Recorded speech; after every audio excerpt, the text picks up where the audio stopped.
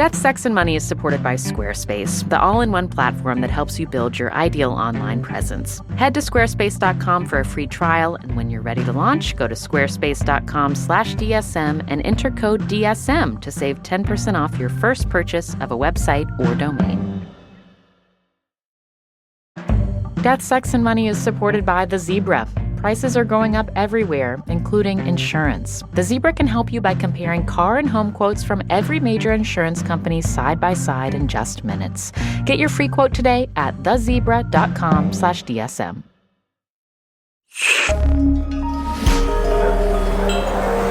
Listener supported.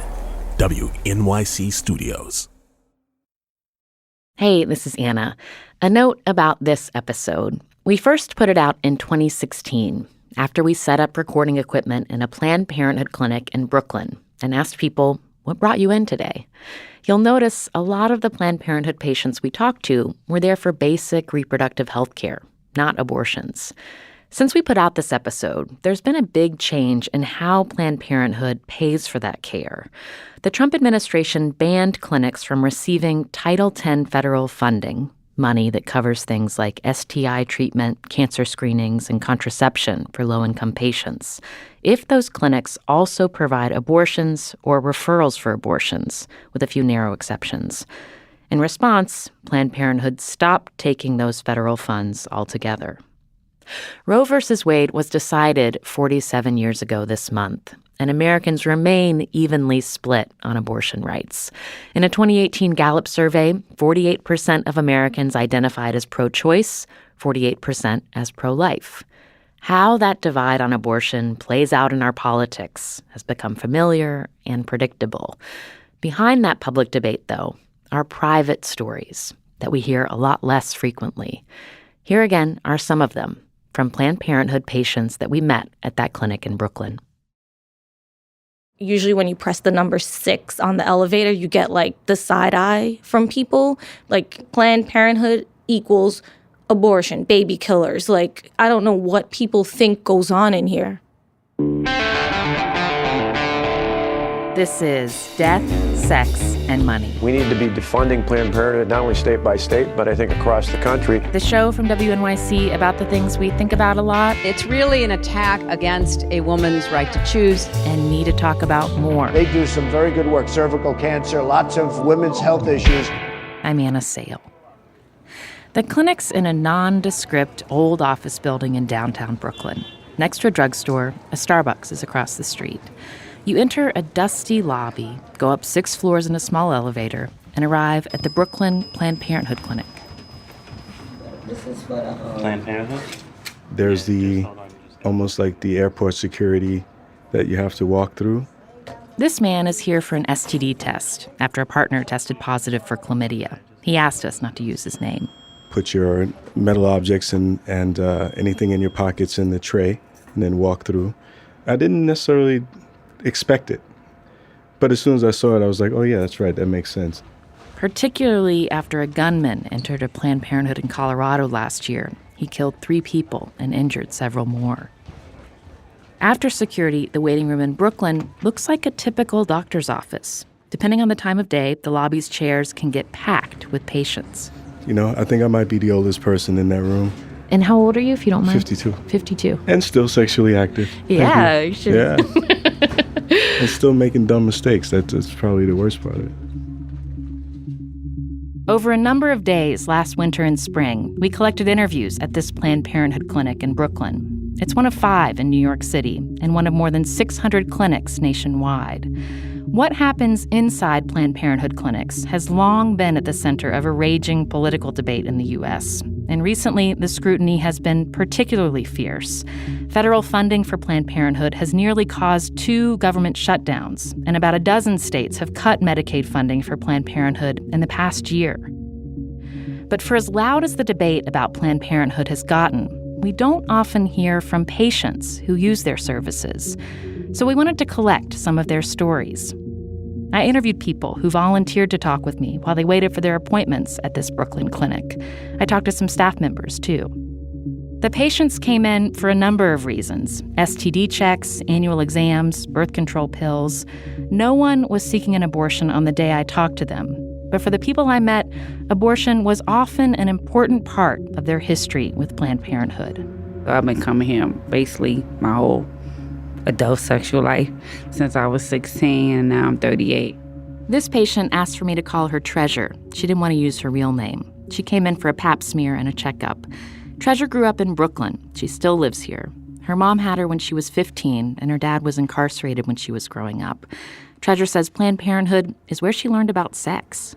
Why did you first come here when you were 16? Everybody was just talking about sex or whatever, and my mother used to talk about sex too, but she should be like, oh, you got to get yourself checked out. You don't want to be having sex. You don't know what's wrong with you. These people is dirty. And I didn't know what she really mean by that. You know, people is dirty. So I just came here and, you know, they explained sexual transmitted diseases and the outbreaks and, you know, just to be careful. Use condoms, use birth control. And everybody is so nice to answer. No matter what question it is you may think is dumb. No question is too dumb and too silly.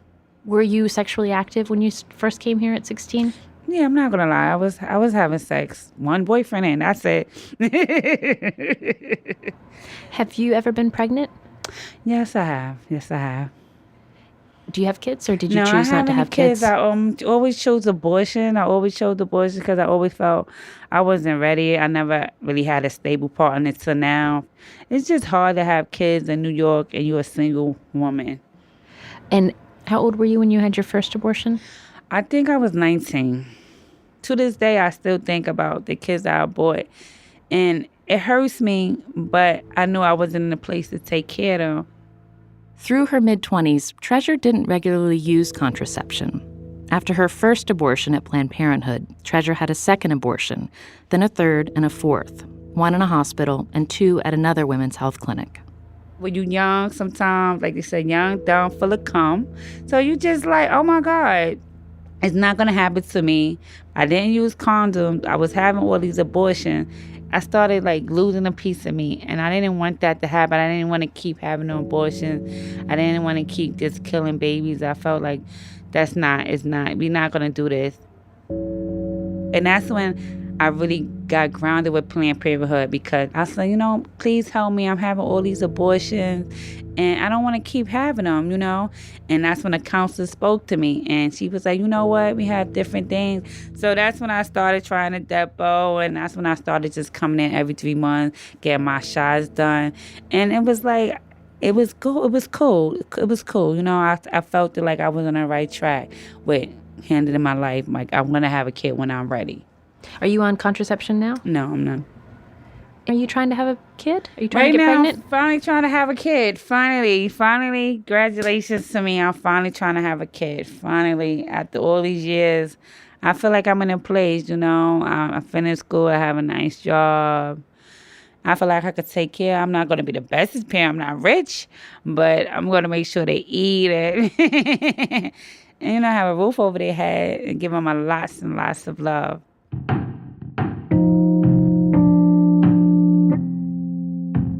What are the hard days like for you?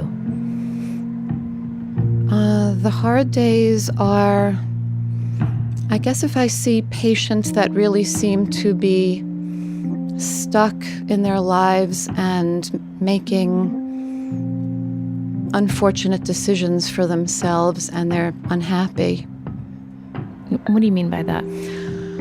Well, women who keep having a lot of unwanted pregnancies and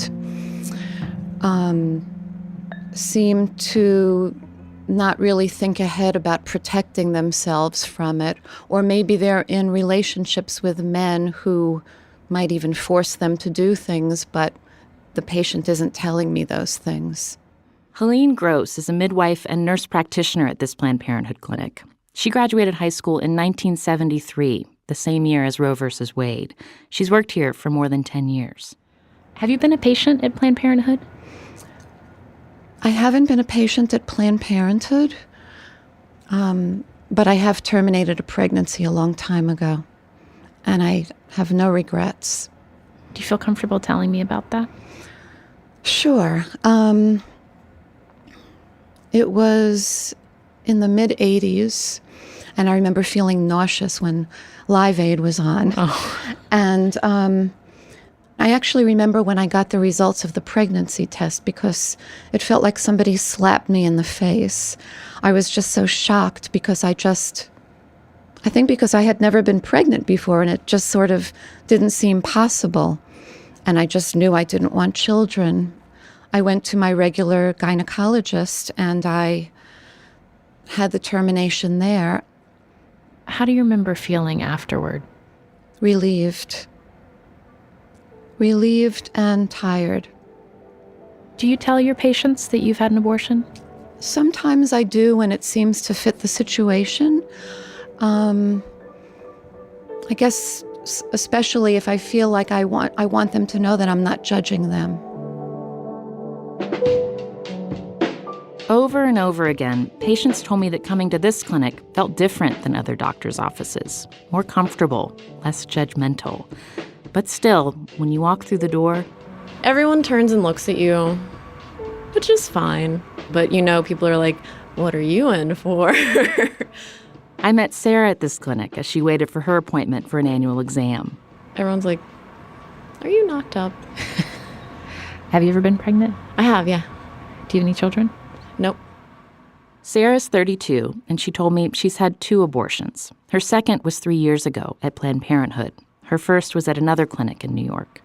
The other place I went to was not fun. I mean, it's not fun anyway, but it was way worse than being at Planned Parenthood. What was different? The staff and the price. They charged me a lot more at the other one. Sarah remembers paying several $100s for her abortion at the other clinic. She had insurance that helped her cover her second one at Planned Parenthood. She says in addition to the better price, she also remembers a different feeling. Here, it was just very reassuring. And also, I kind of bonded with the other people in the waiting room. It was one young girl and an older lady that was married that had children. She just, it's all different kinds of people. And she was really nervous. And I think I was like, I tried to calm her down because this was the second time for me. And I was like, it's fine. It'll be over before you know it. Like, it's terrible and it's painful and you'll have, lots of different emotions about it, but it'll be over and you'll be fine. You'll be okay. And you'll get through it and you'll survive. I've done it. And a lot of other people have done it, so. I love that idea of like a little conversation in a waiting room about something so deep and personal. Yeah. And no, we all like, I don't know, I saw them later as I was leaving. And I don't know if we like high-fived or hugged or something. We were like, we can do this, so. Coming up, I hear about the protesters who gather outside this clinic regularly. I'm here because we are praying against the killing of babies. And I hear about the Planned Parenthood volunteers who stand right beside them to greet patients.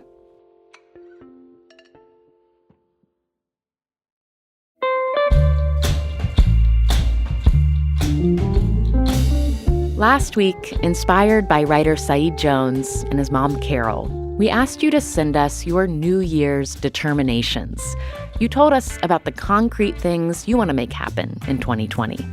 I have a determination to find the job that fits me. To play the piano more. To get the promotion I've been working towards for almost 10 years.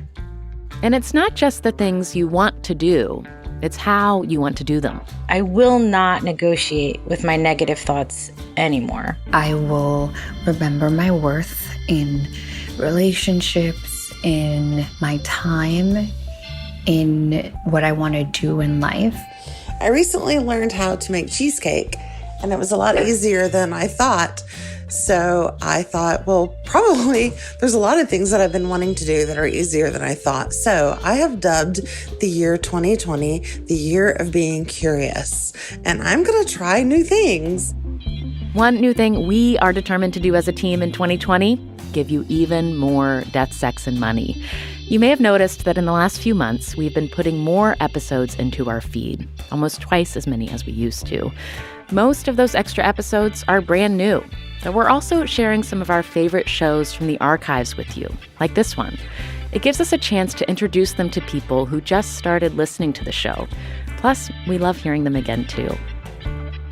On the next episode, your stories about friendship and race. Race has always played a part in my friendships. Like, I don't choose my friends because they're white, but my friends happen to be white. It's easy to accidentally racially segregate. I have always kind of felt that there is this wall. Your white friend can just make one comment and it feels like a trap door has opened up from underneath. Even now, we hardly talk, we hardly see each other. And I'm thrust back into the realities of living in a racist America.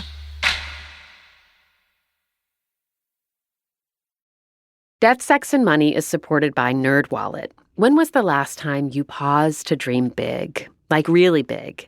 Enter NerdWallet's Smart Money Podcast. Whatever you're dreaming of, NerdWallet's Smart Money Podcast has the financial advice that can help you finally get there. Get ahead and stay ahead of your finances with weekly nerdy wisdom from money experts Sean Piles and Liz Weston. Find NerdWallet's Smart Money Podcast wherever you listen to your favorite shows. Death, Sex, and Money is supported by Policy Genius. Are your home and auto policies almost up for renewal? Policy Genius will help you look for a lower rate by comparing top insurers and finding policies that fit your search. They can easily help you find home and auto coverage similar to what you have now, but at a lower price.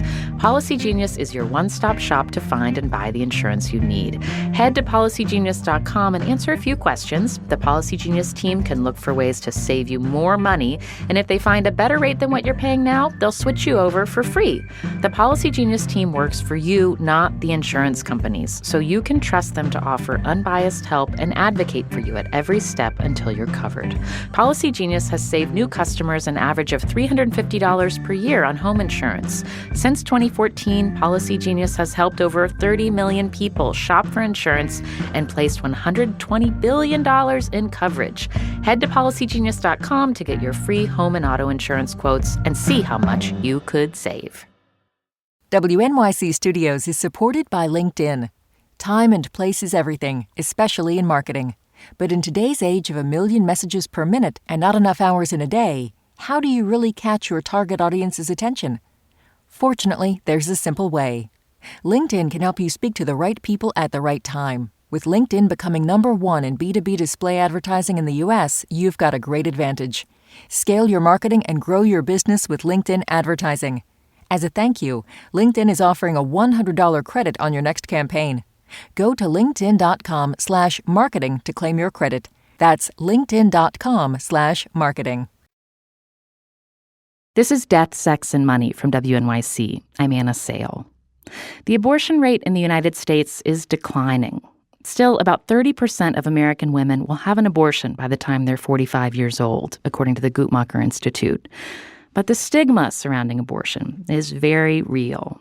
A recent study of women who'd had abortions found that more than half felt like they needed to keep it a secret from close friends and family. And a third said they were concerned about what other people thought about their decision to have an abortion. Can I have you introduce yourself? Tell me your first and last name. Sure. My first name's Shani. Shani Fintoni came into this Planned Parenthood clinic to get a lump in her breast checked out. She says she felt the stigma surrounding abortion 13 years ago. She was 28. She'd recently broken up with her boyfriend, and she found out she was pregnant. Well, I was coming out of a long-term relationship. You know how you do those 3 months of we'll still keep sleeping together to make the pain less? No. And then it happened then. After her positive pregnancy test, Shani went to her regular gynecologist in Manhattan to get an abortion. I had to sit in a waiting room with expectant moms. Visibly pregnant, wanting to be pregnant, big giant engagement rings. Love moms. I have 4 godchildren. Children are fantastic. But there's just that thing that there's something slightly either what's wrong with you or you're definitely different from me, and it's not the funnest. When you told the doctor you wanted to terminate your pregnancy, do you remember using the word abortion? I don't think anybody used the word abortion. No, nobody used it. It was so bizarre. The whole thing was just bizarre. It was like, no, I don't have plans of continuing this pregnancy, because that's basically how he posed the question. So should we set you up for a follow-up appointment, 3 months, prenatal events? And I was like, whoa, no. And no one used the word abortion at all. When you think back on that time when you were 28 and choosing to get an abortion, how do you think about it now? I'm happy. I'm happy. I'm just grateful that it was an option for me. You do the math for a while to check in, I think. Check in, make sure you're not a bad person. Like emotional cutting would be the term. The date was a date for me for a while, for sure. And then I was fine until probably around like 36, 37, definitely 38. You've now reached the age where this decision's real. You've made plans to not have children. But I never regretted having the abortion. The only thing that I would cry about later in those years was thinking I was never going to find a man that would be okay with the fact that I didn't want to have children. Or that you find a man at 38, because they say statistically that's impossible. Shani's 41 now, and she got married just over a year ago. She and her husband are both at peace with not having kids. In fact, Shani's last appointment at Planned Parenthood before the visit where I met her was to get an IUD. There are plenty of mothers who come to Planned Parenthood. Jahan Perez is one of them. I have 3 girls. How old are they? 10, 12, 6. Jahan comes to this clinic every 3 months for her depot shot. She told me for her, birth control should be called uterus control. She has endometriosis, and being on birth control helps ease the symptoms. I get really painful cramps, and I just can't deal with that. Like, my world shuts down. Like, I don't eat, I don't drink, I don't get off the bed, unless it's to go change, like, a soaked pad or something. Like, it immobilizes you. So, yeah, I couldn't do that anymore. Have you had your shot yet today? Not as yet. And how do you pay for it? Well, unfortunately, I don't make enough money, so I fit into the sliding scale, and I haven't Medicaid, and it helps me out, so, yeah. And then do you have to pay some I cash? don't. It's all covered? Yeah. Has it always been that way when you've been getting shots? No. At one point, I was paying for it when I was working full-time, but now that I'm back in school, yeah, I'm a student, I'm poor. Half of all Planned Parenthood patients are on Medicaid, like Jahan. According to its annual report, Planned Parenthood received more than $500 million in federal and state money last year from Medicaid and family planning grants. Jahan started taking depot shots after her 3rd daughter was born. Reliable contraception is an added benefit. I actually got pregnant because I was irresponsible with the pills, so yeah. Did you have a moment where you thought, do I want to have this kid? I did. I had a lot of moments like that. And I don't touch the abortion topic too much because I went to Catholic school, but I don't believe everything I read either. So I think it's a personal decision, so. And for you, it felt right to become a mom? Yeah, I had to do it.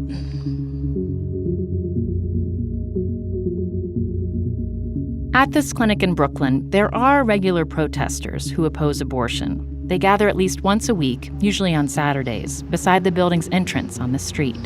We are here to pray. We're not here to persecute anyone. We're not here to cast any blame or any judgments. We're just here to pray. This protester, named Mary, is a middle-aged Catholic woman from Brooklyn.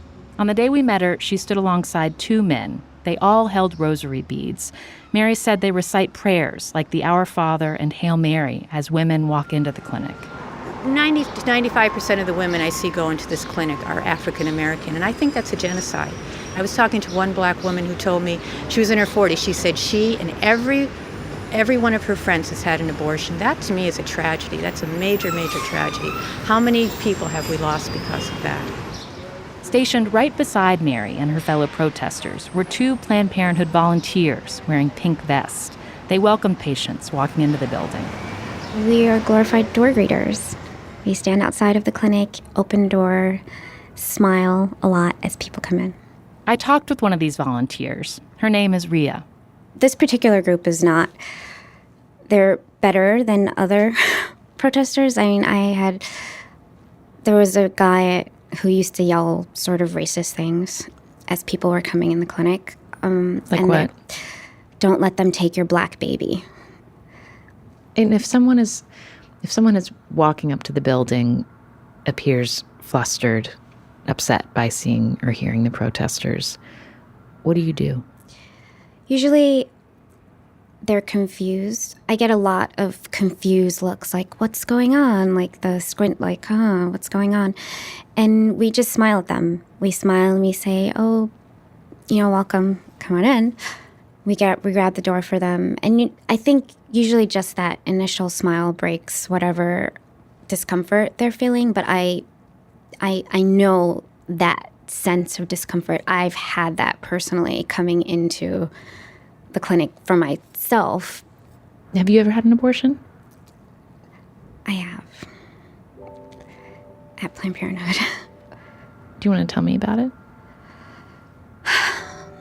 Well, I'm happy that I did it. I would not. I don't have kids. I wouldn't. I don't really tell anyone ever. Why not?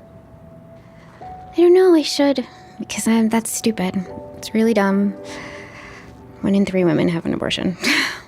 And for all the time that I've been involved in Planned Parenthood, I never really talk about it.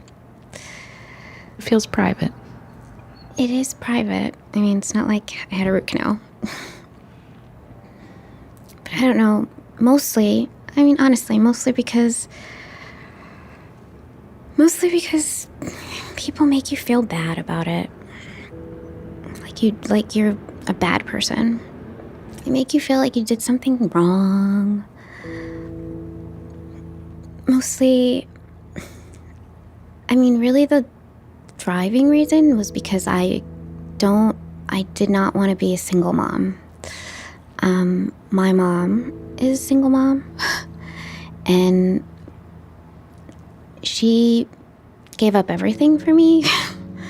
She left me in Trinidad as an infant. She was a nanny for twins for another family while she left her child. She came back. She was able to bring me over.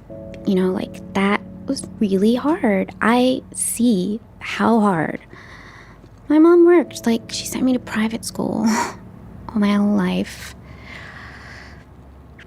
I know that took a lot out of her. I don't think I could have done that as a single parent. I would not have been able to do that. Yeah, and you had observed the reality of what it is to raise a kid on your own, very up close. Yeah, for sure. Do you remember an interaction with anyone at the clinic when you had your abortion that sticks out? The truth is that if you go and you're making a big decision in your life and you're in your head and you're thinking about different things and you're wondering if this is the right choice and you're there and you made the appointment and you've been thinking and now you're crossing the line, somebody being a jerk to you could totally just melt you down. Just tear you down and make you feel awful. Or somebody with a smile and somebody who holds your hand, because I know that someone held my hand, because I do remember that, could just make you feel calm and make you feel good at a time where maybe you don't feel good.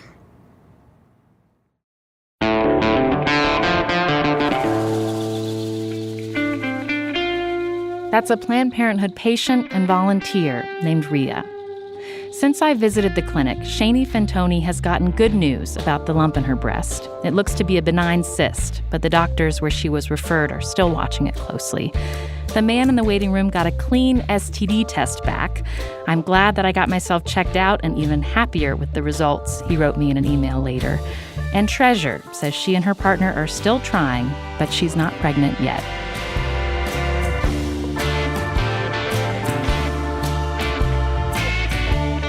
Death, Sex, and Money is a listener-supported production of WNYC Studios. The team includes Katie Bishop, Chester Jesus Soria, Emily Botine, Casey Means, and Andrew Dunn. Our interns are Carson Frame and Brandy Gonzalez. And special thanks to Destry Sibley and Anna Hyatt for their help on this episode. I'm on Twitter at Anna Sale. The show is at Death, Sex, Money. And at the end of a long day at the clinic, we did one last interview with Dina, a nurse practitioner. She'd had a packed schedule of patients, but still made time for herself. I actually had my IUD inserted today. Today? Yeah, so the plan was always to do it at the end of the day, but of course lunch was when we had all this time. So everyone's like, and you're still here? I guess are you doing okay? And I'm like, yeah, I'm fine. I mean, I'm kind of like hyper aware of my uterus, but otherwise I'm fine. I'm Anna Sale, and this is Death, Sex, and Money from WNYC.